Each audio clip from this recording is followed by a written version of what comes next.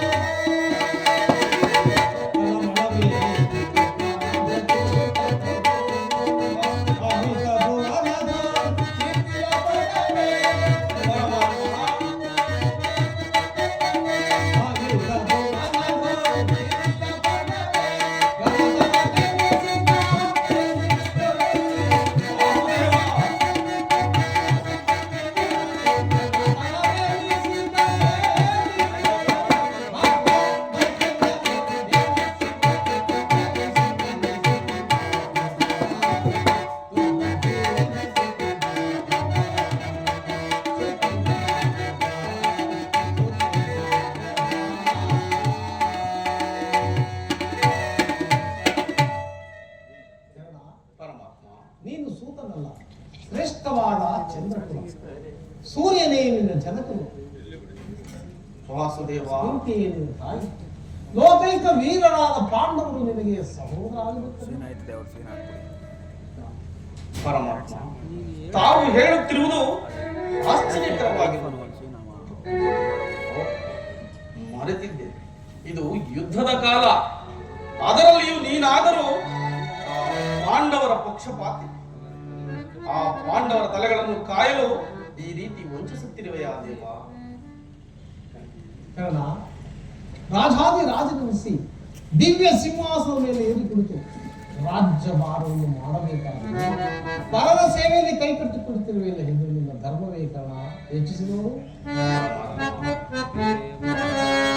ಬಹುದಿನ ನೊಂದೆ ಬಂಧುಗಳಾರೆ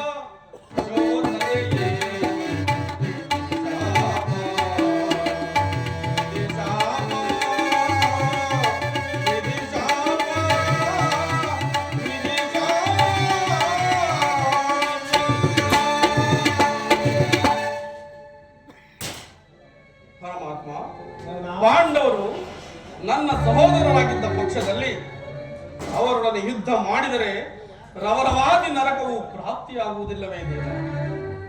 ನಂಬಿದ ಸ್ವಾಮಿಗೆ ದ್ರೋಹ ಮಾಡುವುದಿಲ್ಲ ಪರಮಾತ್ಮ.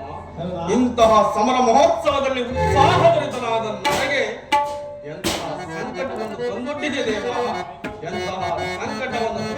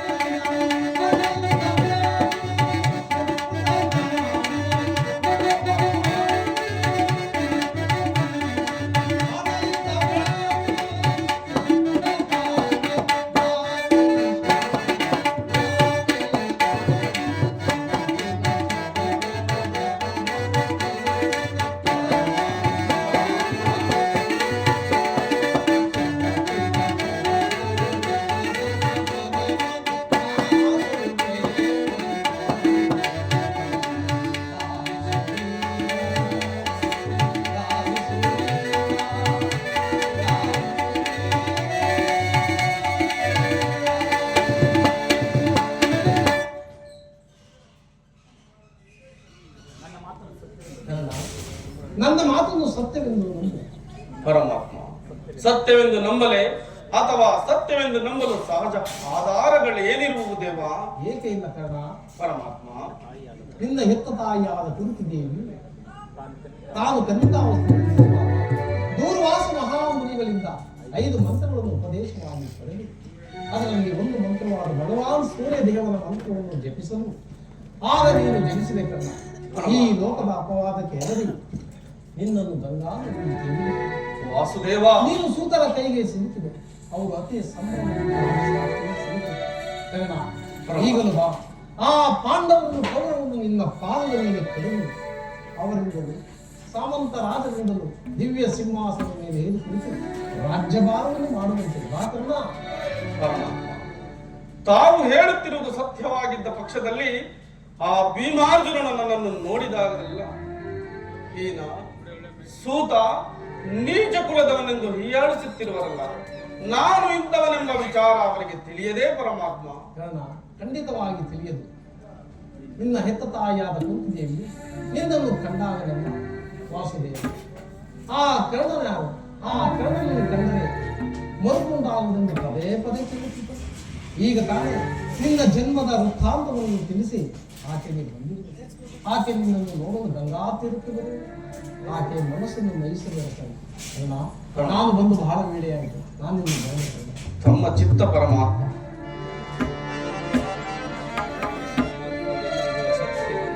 ಪರಮಾತ್ಮನೆಂದಿಗೂ ಅಸತ್ಯವನ್ನು ಲೋಕೈಕ್ಯ ವೀರರಾದ ಪಾಂಡವರು ನನ್ನ ಸಹೋದರರೇ. ಧರ್ಮ ಧರ್ಮವೇ ತನ್ನ ಉಸಿರೆಂದು ನಂಬಿರುವ ಧರ್ಮರಾಯನು ನನ್ನ ಅನುಜನೆ. ಸಾವಿರ ಆನೆಗಳ ಬಲವುಳ್ಳ ರುದ್ರಾಂಶ ಸಂಭೂತನಾದ ಭೀಮಸೇನನು ನನ್ನ ಒಡಹುಟ್ಟಿದವನೇ. ತೇಜೋಮಯ ಮೂರ್ತಿಗಳಾದ ನಕುಲ ಸಹದೇವರು ನನ್ನ ಸಹೋದರರೇ. ಪಾಂಡುರಾಜ, ಕುಂತಿ ದೇವಿ, ಮಹಾತ್ಮಿ ದೇವಿಯರು ನನ್ನ ಜನನಿ ಜನಕರೇ. ಇನ್ನು ಪರಶಿವನೊಡನೆ ಸರಿ ಸಮಾನವಾಗಿ ಹೋರಾಡಿ ಪಾಶುಪತಾಸ್ತ್ರವನ್ನು ಪಡೆದು ದಶ ದಿಕ್ಕುಗಳಲ್ಲಿಯೂ ದಿಗಂತ ಕೀರ್ತಿ ಜ್ಯೋತಿಯಾಗಿ ಯಾರೊಡನೆ ಯುದ್ಧಕ್ಕೆ ನಿಂತರೂ ಅಪಜಯವನ್ನೇ ಹೊಂದುವ ನನಗೆ ಪರಮ ವೈರಿ ಎನಿಸಿದ ಅರ್ಜುನನು ನನ್ನ ಒಡ ಹುಟ್ಟಿದವನೇ. ಹೇ ಅರ್ಜುನ, ಅರ್ಜುನ, ನಿನ್ನನ್ನು ಕೊಲ್ಲುವುದಾಗಿ ಪ್ರತಿಜ್ಞೆ ಮಾಡಿರುವನನ್ನು ಆ ನಿನ್ನ ಶಿರಸ್ಸನ್ನು ಈ ಭೂಮಿಗೆ ಕೆಡವಿ ರಕ್ತದ ಮಡುವಿನಲ್ಲಿ ಕೊಚ್ಚಿ ಹೋಗುವುದನ್ನು ಈ ಪಾಪಿ ಕರ್ಣನ ಕಣ್ಣುಗಳಿಂದ ನೋಡಿ ಹೇಗೆ ಸಂತೋಷ ಪಡಲಿ ಅರ್ಜುನ, ಹೇಗೆ ಸಂತೋಷ ಪಡಲಿ. ಇಲ್ಲಿಯವರೆಗೂ ಬಂಧು ವರ್ಗದವರು ಯಾರೆಂದು ತಿಳಿಯದೆ ವ್ಯಥಪಡುತ್ತಿದ್ದ ನನಗೆ ಬಂಧು ವರ್ಗದವರಿಂದವರೇ ಎಂದು ತಿಳಿದ ಬಳಿಕ ಮನಸ್ಸಿಗೆ ಎಂತಹ ಬಯಸಲು. ಹೀಗಿರುವಲ್ಲಿ ಪಾಂಡವರನ್ನು ಕೊಲ್ಲಲೆ ಅಥವಾ ಉಳಿಸಲು? ಕೊಲ್ಲಲೆ ಪಾಂಡು ಕುಮಾರರನ್ನು ಕೊಲ್ಲಲೆ